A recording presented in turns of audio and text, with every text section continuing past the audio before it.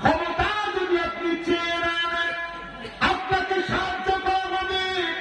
আর যদি ক্ষমতার জন্য মারামারি কাটাকাটি প্রতিহিংসা শুরু করেন, উকিল তাহলেই আপনাদেরকে গিলে গিলে খাবে, ক্ষমতা আপনারা টিকাইতে পারবেন না।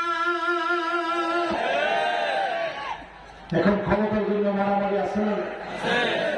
আজ থেকে হিম্মত নিয়ে আমার মুসলমান আছে না? 4 নাম্বার শেষ।